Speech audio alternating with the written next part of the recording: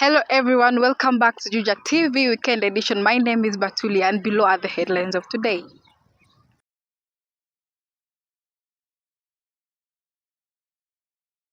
Azimio leader Raila Odinga is ambitious to unite the nation when he is elected as the next president and promises that he will revive the timber industry.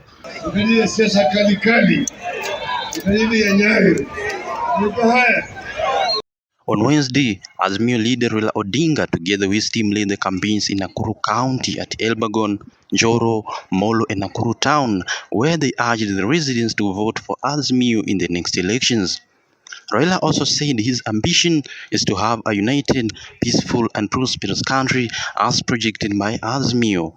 Furthermore, the former Prime Minister promised to intervene with President Kenyatta in order to revive the timber industry, which has slumped following the state imposition moratorium on logging.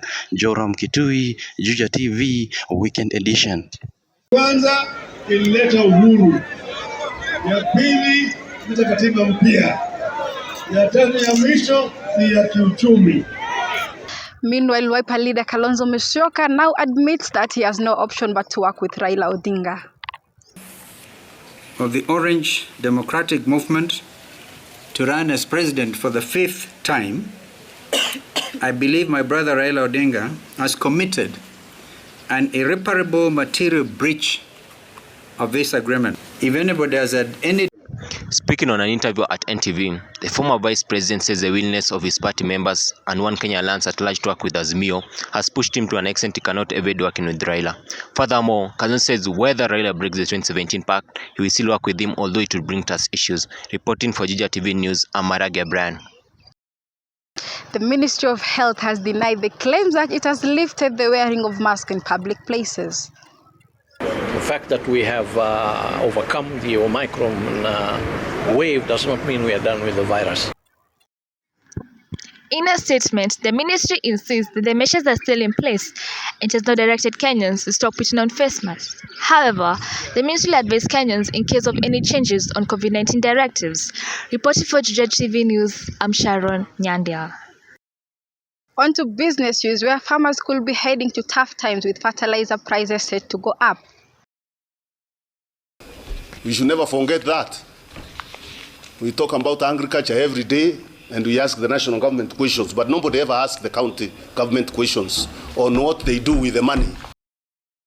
Fertilizer prices in Kenya are said to rise above 7,000 Kenya shillings for a 50-kilo bag amid Russia's invasion of Ukraine, which could diminish global supplies. Speaking to the parliament on Tuesday, Agriculture Cabinet Secretary Peter Munya explained that the price of farm inputs could hit 7,000 Kenya shillings if the government fails to put subsidies in place. Munya added that should the ministry receive 31 billion, the price of diammonium phosphate DAP would drop as low as 2,800 Kenya shillings. The hike in prices could be a huge blow to farmers, with the planting session kicking off this month. Reporting for Juja TV, I am Brian Simiyu.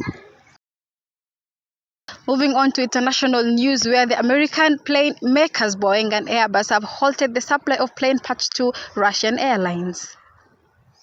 Boeing is the latest company to cut ties with Russia following its invasion of Ukraine. American plane assembly companies Boeing and Airbus have halted their support towards Russian airlines following Tuesday's announcement by the United States to ban Russian flights from its airspace. Airbus is still analyzing whether its Moscow-based engineering center will continue providing services to local customers. This will be a huge setback to Russia's economy as more sanctions continue being put in place. Shakila Mohammed reporting for Juja TV. On to sports news, where the UEFA president Alexander Catherine has maintained his stand on the idea of possible formulation of a Super League. Michael Chege has more from the sports desk. Nobody, at least from our side, expected that the war can happen in the middle of Europe in these days. And the situation is changing and evolving every day. UEFA President Alexander Catherine has condemned Barcelona, Real Madrid and Juventus following reports they are planning to resurrect the idea of a European Super League in the middle of a war. The Slovenian described the breakaway league as an unfootball project launched in the middle of a pandemic and now being reintroduced in the middle of a crisis. He was speaking at Financial Times Business of Football Summit in London. Reporting for Juja TV Sports News, I'm Lincoln Chege. Asked all the governments for help. nobody could help because nobody could guarantee safety. Thank you for watching Juja TV Weekend Edition. I've been your presenter, Batulii. Enjoy your week ahead.